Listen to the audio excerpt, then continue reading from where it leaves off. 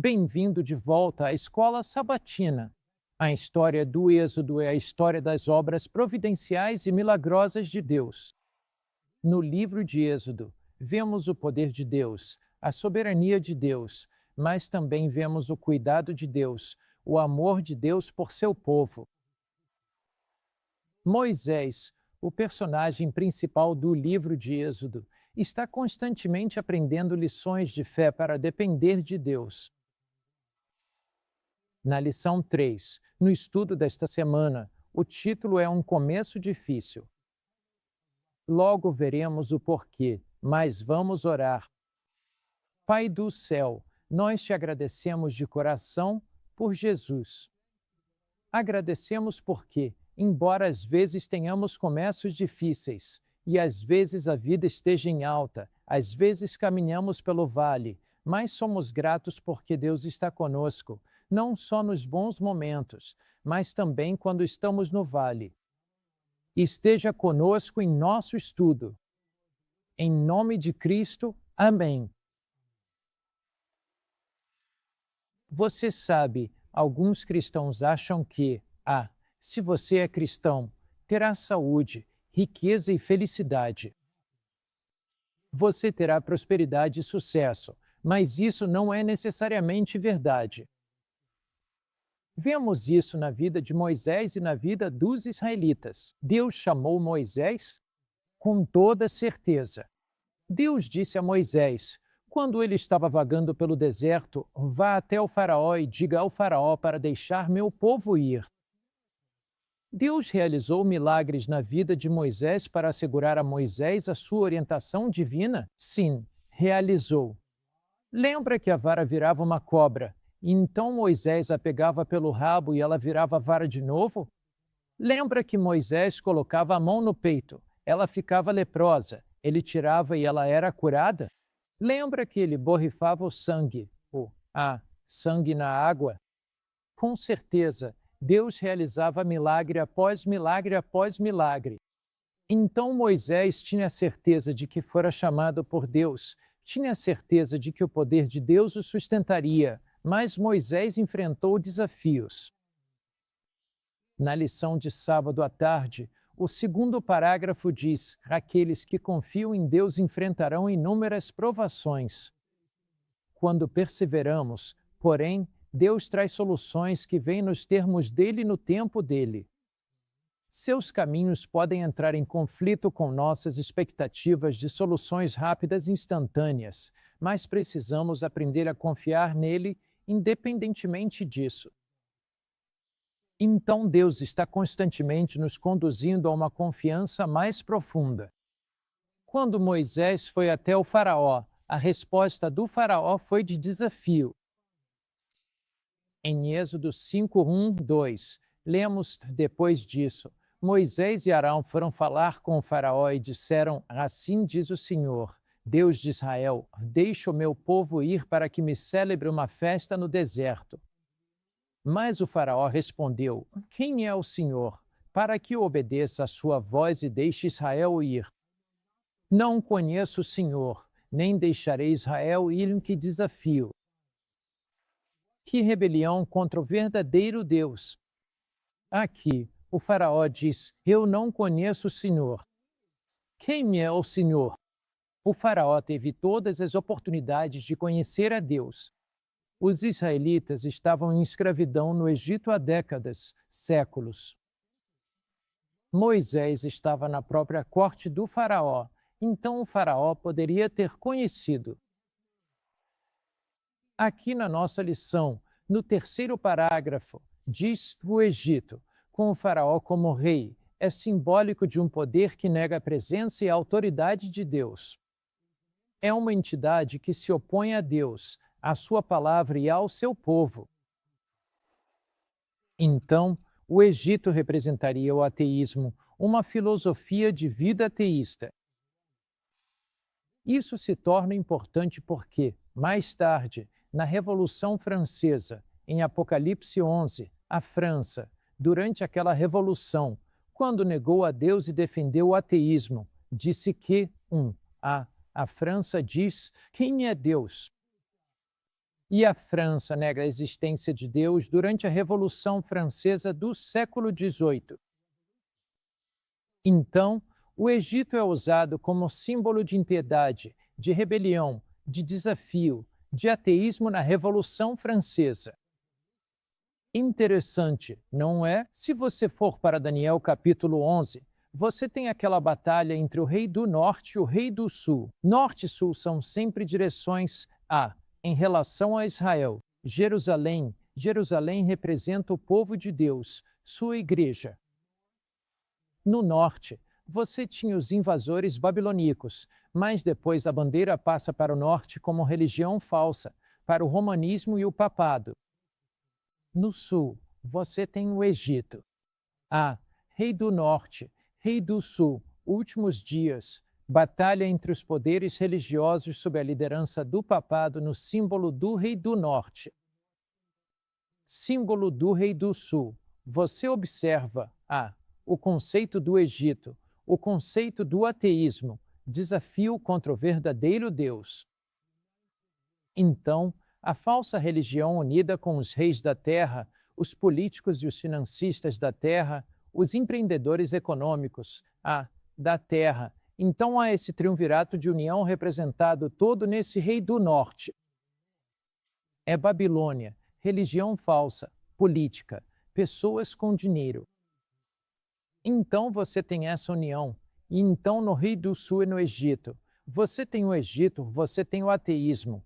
E eventualmente a falsa religião unida com os poderes políticos, religiosos e econômicos triunfa sobre o ateísmo e inaugura um tempo semelhante ao que Moisés experimentou, quando o faraó diz: "Eu não deixarei meu povo ir".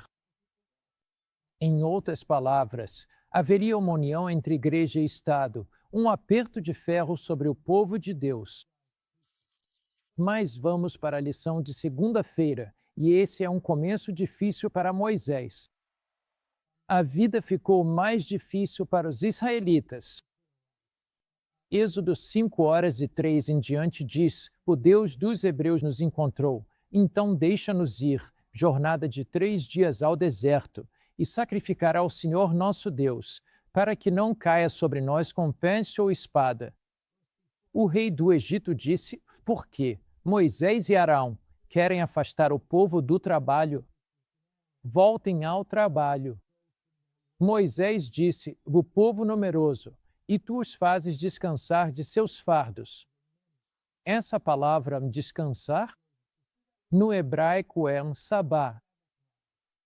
Você os faz guardar o sábado.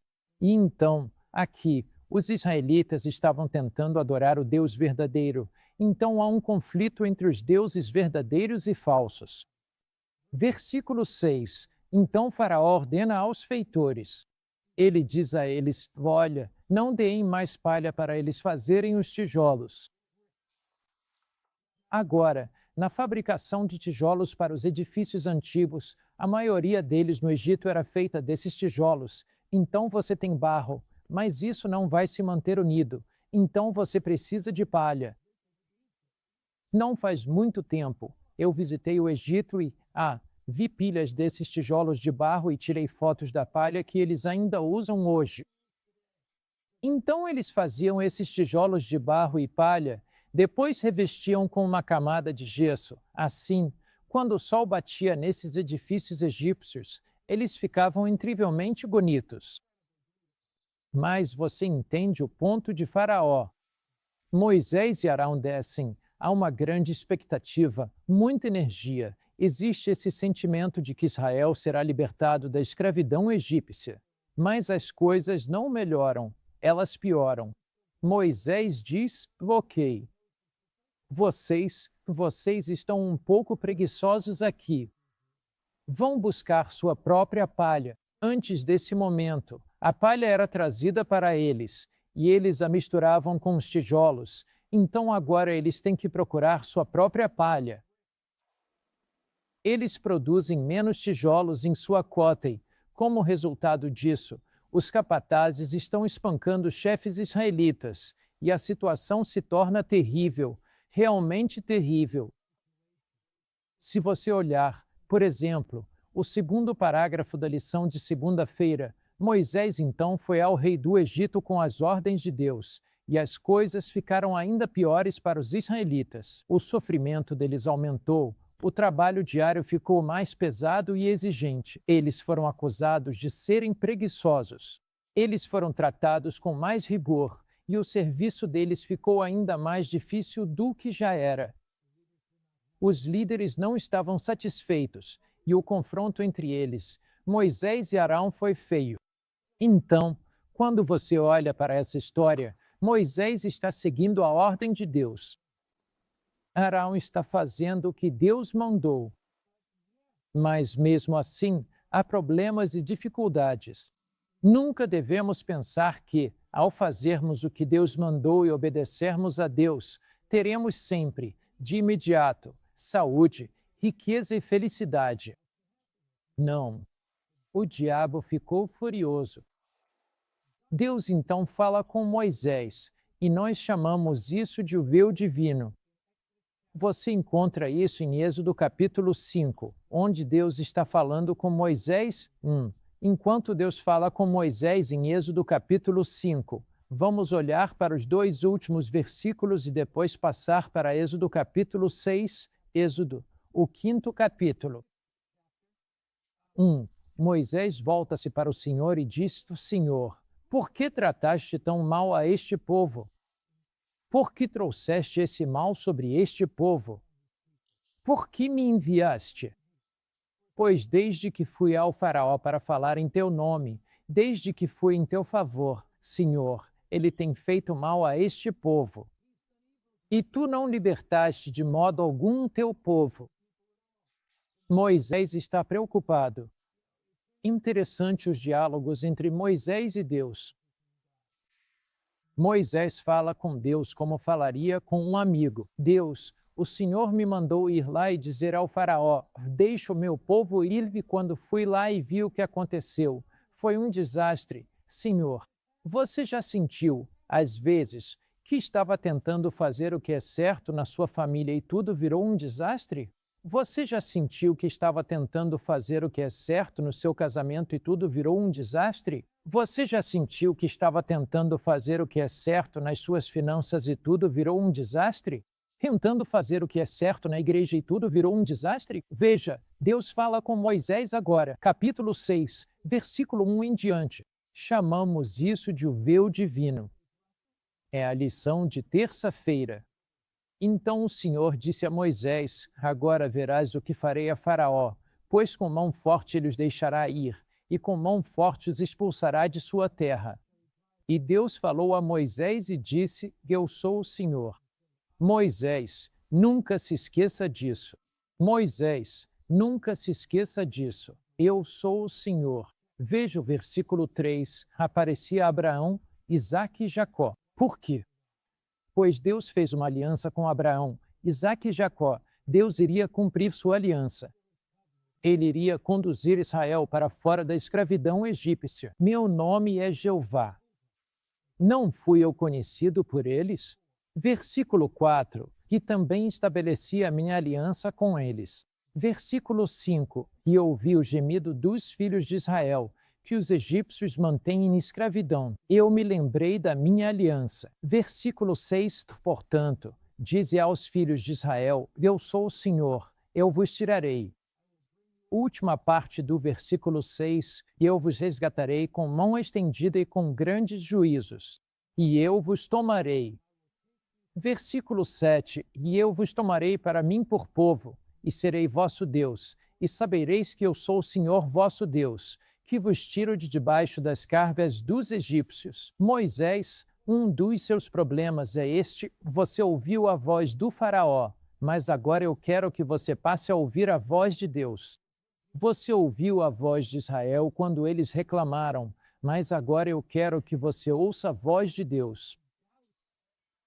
Você ouviu as dúvidas dos israelitas, ouviu as provocações e as ameaças do Faraó, mas Moisés, agora eu quero que você ouça as promessas de Deus.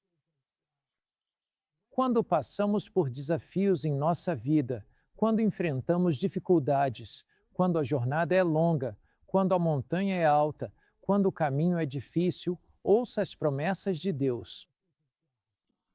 Deus diz, em Mateus 28:20, que eu nunca te deixarei nem te abandonarei. Deus diz, através do apóstolo Paulo, o meu Deus suprirá todas as vossas necessidades. Filipenses 4:19.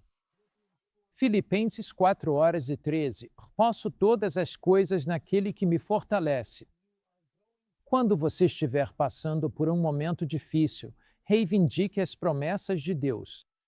Deus continua sendo Deus, não importa o que você esteja passando.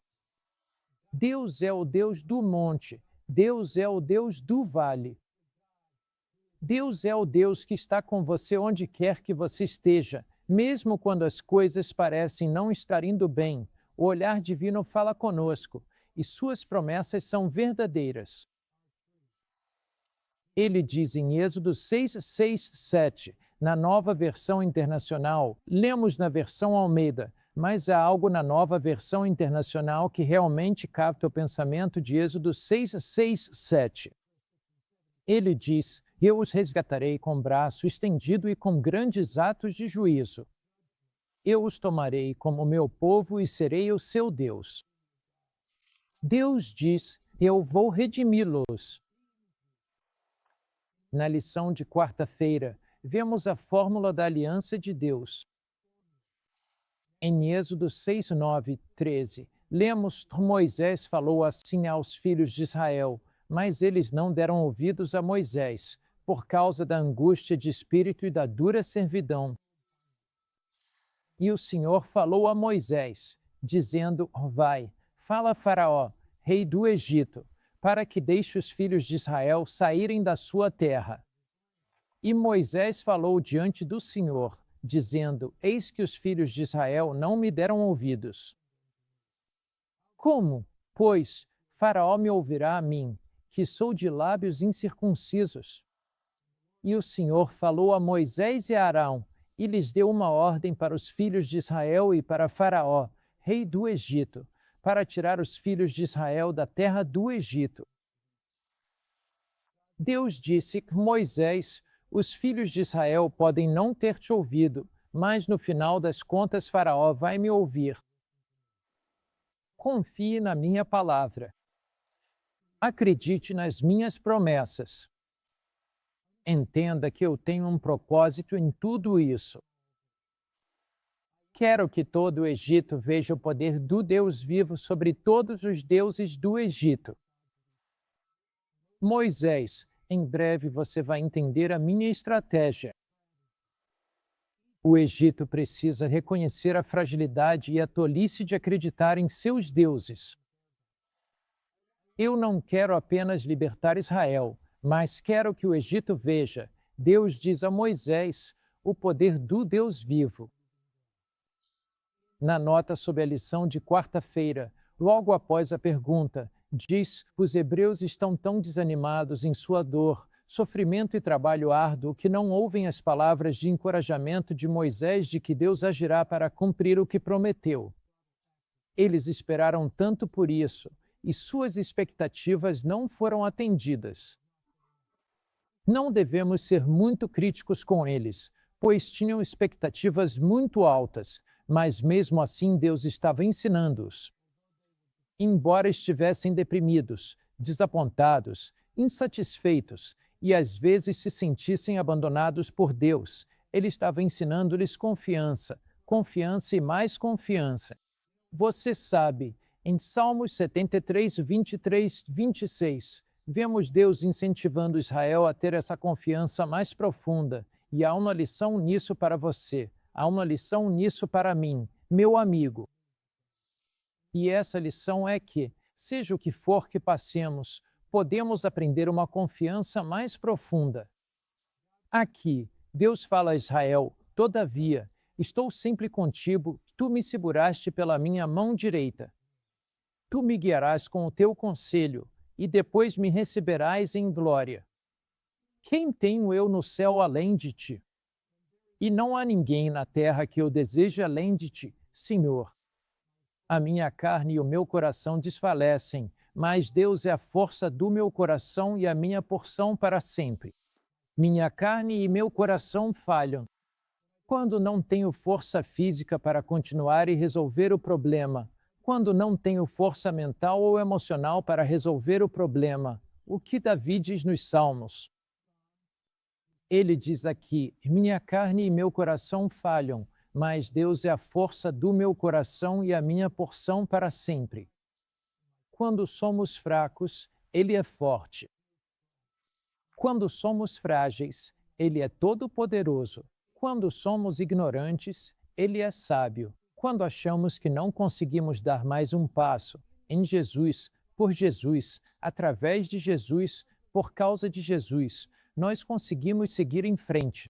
Ao longo da história sagrada, Deus assegurou ao seu povo que está com eles.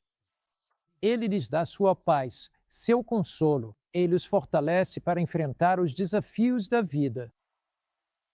Ele diz: eu farei de vocês o meu povo. Eu sou o seu Deus. Aguentem firme. Moisés fala com o Faraó, mas você se lembra do que Moisés disse? Moisés diz: Deus, eu gaguejo. Fiquei todos esses anos lá fora com as ovelhas. Deus, eu não consigo fazer isso. Eu vou estragar tudo. Deus, eu não vou saber o que dizer. Vou me enrolar todo. Agora, Deus teria estado com Moisés. Deus teria dado a ele eloquência, mas respeitou as dúvidas de Moisés. E Deus disse: tudo bem, Moisés. Vou usar Arão. Ele será a sua boca. Mas você falará com Arão, e Arão transmitirá a mensagem. Isso é bem interessante, não é? Parece quase profético. Eu gosto da forma como o autor da nossa lição coloca isso. Se você olhar 4 parágrafos abaixo na lição de quinta-feira, Deus, em sua misericórdia, dá a Arão para ajudar Moisés. Quando nos sentimos frágeis, quando achamos que não vamos conseguir, Deus muitas vezes, em sua misericórdia, encontra um caminho onde não há caminho. Ele traz pessoas ao nosso lado para nos dar força, encorajamento e esperança. Deus, em sua misericórdia, dá a Arão para ajudar Moisés. Moisés falará com Arão, que então falará publicamente ao Faraó. Assim, Moisés fará o papel de Deus diante do rei egípcio, e Arão será seu profeta. Em outras palavras, Moisés leva a mensagem de Deus para Arão. Arão a leva para o Faraó. Este relato fornece uma excelente definição para o papel de um profeta. Um profeta é um porta-voz de Deus. Ele ou ela é o porta-voz de Deus para transmitir e interpretar a palavra de Deus ao povo. Assim como Moisés falava com Arão, e então Arão anunciava ao Faraó, Deus se comunica com um profeta que então proclama o ensinamento de Deus ao povo. Portanto, a função do profeta é apresentar o ensinamento de Deus à humanidade. Agora, precisamos ter cuidado com essa ilustração, porque Moisés falou verbalmente com Arão, e Arão então repetiu as palavras de Moisés. Na inspiração da Bíblia, Deus dá visões e Deus dá sonhos. Mas então o profeta, no contexto de suas próprias palavras e de sua própria cultura, escreve os conceitos de Deus, e isso se torna então a própria palavra de Deus. Em outras palavras, nós não acreditamos em inspiração verbal, onde Deus dita a Moisés o livro do Êxodo, palavra por palavra. Não, Deus impressiona Moisés quando ele está lá no deserto, com os conceitos das Escrituras. Gênesis, o primeiro livro escrito ali, e Jó, Moisés escreve tudo isso. Então, embora Arão representasse Deus para Moisés, para o Faraó, Arão representava Deus diante do Faraó. Arão recebeu instruções verbais de Moisés. Arão fala como profeta, mas a profecia não vem necessariamente por essa inspiração verbal. Ela vem através das impressões do Espírito Santo, vem em visões e sonhos. Então o profeta escreve no contexto da sua própria linguagem, palavras e experiência. É por isso que a Bíblia diz em 2 Timóteo, capítulo 3, versículo 16, toda a Escritura é inspirada por Deus. Deus inspira o profeta. Aqui, pela segunda vez, na última frase da lição de quinta-feira, Deus enfatiza novamente a Moisés que o faraó será muito teimoso. Ele endurecerá o seu coração. O resultado, porém, terminará em algo bom, pois os egípcios saberão que eu sou o Senhor. Mesmo em meio ao caos que se segue, Deus de fato será glorificado. Aqui está a lição principal do estudo de hoje. É isso que você deve levar da escola sabatina hoje. Apesar dos desafios que enfrentamos, apesar dos vales pelos quais caminhamos, apesar dos nossos dias sombrios, Deus continua no controle. Deus nunca nos abandonará. Ele nunca nos desamparará. Ele esteve com Moisés naqueles momentos tão desafiadores diante do faraó, e ele estará com você. A segunda lição que devemos levar é esta: quando sentimos que não conseguimos, Deus diz que conseguimos. Quando nos sentimos despreparados, Deus diz: eu vou te capacitar. Quando sentimos que somos ignorantes demais para fazer a obra de Deus, Deus diz: eu vou te dar sabedoria. Pouco nas mãos de Jesus é muito. O que é pequeno nas mãos de Jesus se torna grande. Deus usou Arão. Deus usou Moisés e Deus vai usar você, meu amigo. Vamos orar. Pai Celestial, obrigado porque quando somos fracos, somos fortes. Quando somos frágeis, somos poderosos. Quando somos ignorantes, somos sábios. Tudo pelo poder, pela graça e pela bondade de Deus. Ensina-nos também que, às vezes, a vida vai ser difícil. Às vezes, te servir vai ser complicado.